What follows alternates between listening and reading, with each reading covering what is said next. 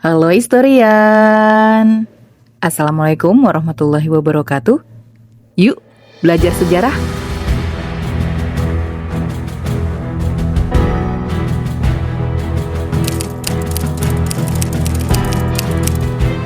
Indonesia, sebuah nama yang hari ini kita sebut dengan bangga. Tapi tahukah historian, jauh sebelum negara ini berdiri, bahkan sebelum namanya diakui secara resmi, sudah ada sebuah ikrar yang diucapkan dengan gairah dan tekad yang luar biasa. Ikrar ini bukan sekadar janji politik, melainkan sebuah deklarasi cinta dari para pemuda kepada tanah air yang statusnya masih buram.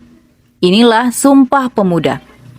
Pada 28 Oktober 1928, di bawah bayang-bayang kekuasaan kolonial Belanda, sekelompok anak muda dari berbagai penjuru Nusantara dengan latar belakang suku, bahasa, dan agama yang berbeda memutuskan untuk mengesampingkan identitas kedaerahan mereka. Mereka berkumpul bukan untuk berunding tentang meriam atau strategi perang, tapi untuk menyatukan hati, pikiran, dan rasa. Mereka menciptakan sebuah bangsa di dalam jiwa mereka terlebih dulu, sebelum bangsa itu benar-benar terlahir di peta dunia. Mau tahu lebih lanjut tentang bagaimana Sumpah Pemuda menjadi pondasi batin yang kokoh bagi berdirinya Republik Indonesia? Yuk tonton video ini sampai selesai. Tapi sebelum itu, buat yang belum subscribe, jangan lupa subscribe, nyalakan lonceng notifikasinya, dan share video ini ke teman-teman kalian. Latar belakang Sumpah Pemuda bermula dari kebijakan politik etis yang memungkinkan segelintir kaum pribumi mendapatkan pendidikan barat. Inilah pisau bermata dua.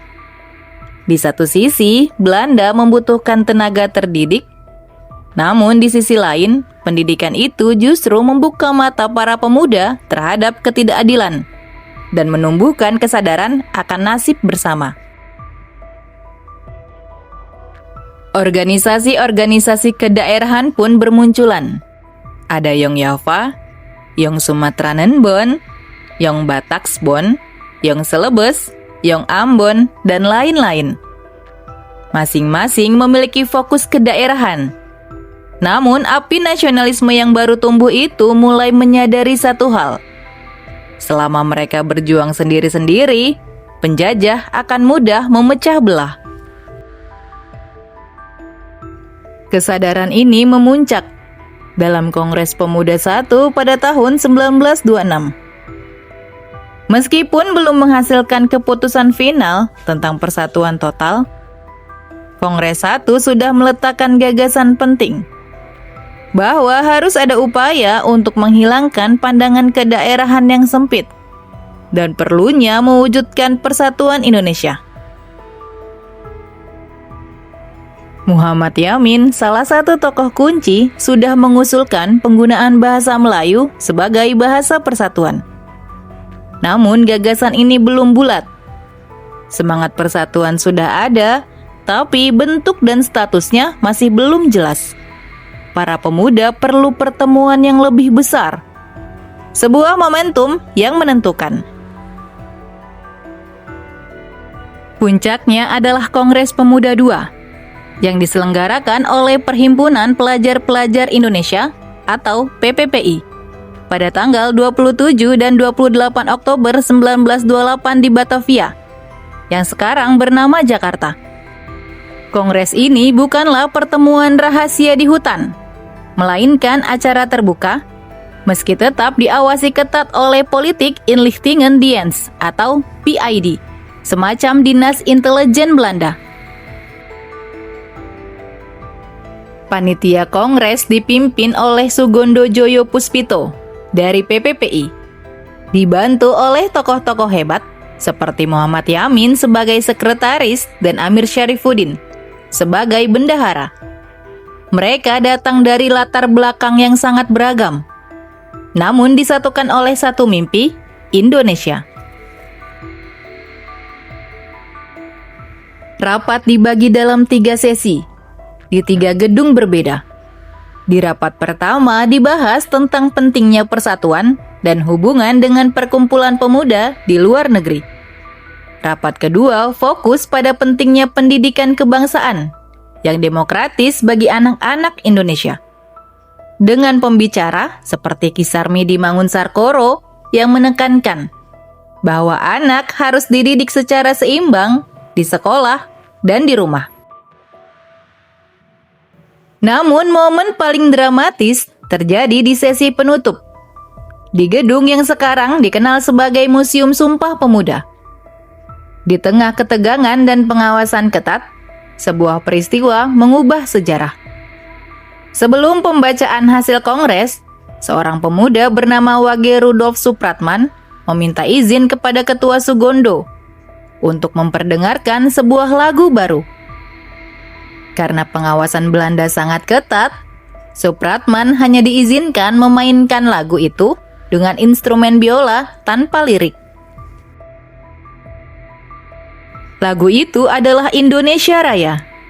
Melodi yang dimainkan oleh W.R. Supratman dengan biola itu adalah kode rahasia. Sebuah janji yang dilantunkan tanpa kata, namun mengguncang jiwa setiap yang hadir. Inilah puncak emosi, deklarasi batin yang tidak terbendung.